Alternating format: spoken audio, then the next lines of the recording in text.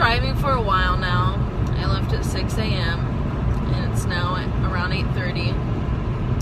And I've got a lot of time to think. And I thought that I would just share some of my thoughts with y'all, and maybe some of you will benefit.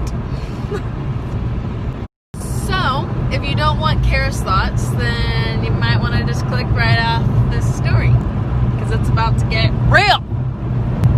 So basically, I've just been reflecting on my emotions this past semester and how it's just been a whirlwind. And I honestly, it's been a hard couple of years, and I feel like a bunch of 20-somethings would agree that, or just like anyone that's in college, or even after that, just like in these in-between stages of life are just very hard, and we're just trying to all figure out who we are and what gives us life, and all the things. Anyway, I just realized that I really tried to suppress these emotions, and I don't let them give me life. I a lot of times let them weigh me down in a situation, and I just thought how much more if I'm just a human, how much more are God's emotions towards us. And I've really been thinking a lot about what is called eros and agape, which is passionate kind of love and a sacrificial kind of love.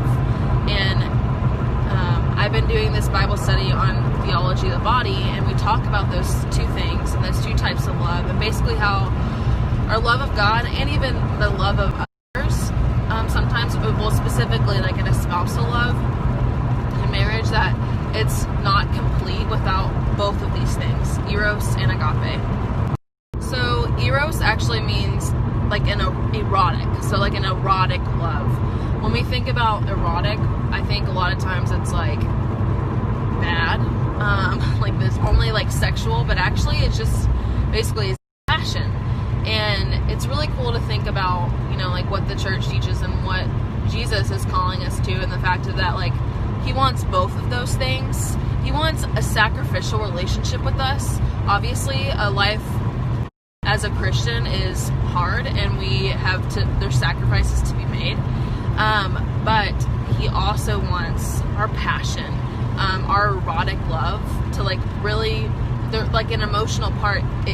There is an emotional part to our relationship with Jesus and our relationships with others. So I was just reflecting on this and the deep marriage relationship that God desires to have with me. And ultimately, in a marriage, even an earthly marriage, a good one is one that you give all of yourself to, that you don't hold back, that you give all of yourself, you give all of your emotion, you are honest, you are not afraid to be weak in front of that person, because they hold you up. And so if this is the same with the Lord, then I should be doing that in my prayer, and I shouldn't be suppressing all of my emotions. I should see where they're coming from and why God is giving me these emotions. And He can put them in order.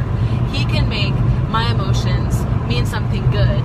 He can make my emotions not be something that drags me down, but something that gives me life.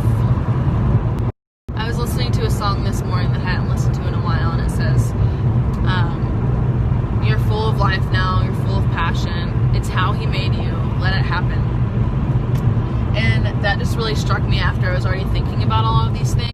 I feel like it was the Lord really solidifying that I am full of passion, and it can be very life-giving to me. And I feel like the Lord's just let it happen, stop suppressing these emotions, because ultimately what happens is I just end up blowing up, and the end of the semester I'm crying and so overwhelmed and so stressed and just want to quit school. This happens every single semester. I am so over it. But the Lord has something to teach me in that, and if you made it this far into my story, I hope that He has something to teach you in that, and that if you think that you're not an emotional person, or maybe you're not an emotional person, I just challenge you to think about that,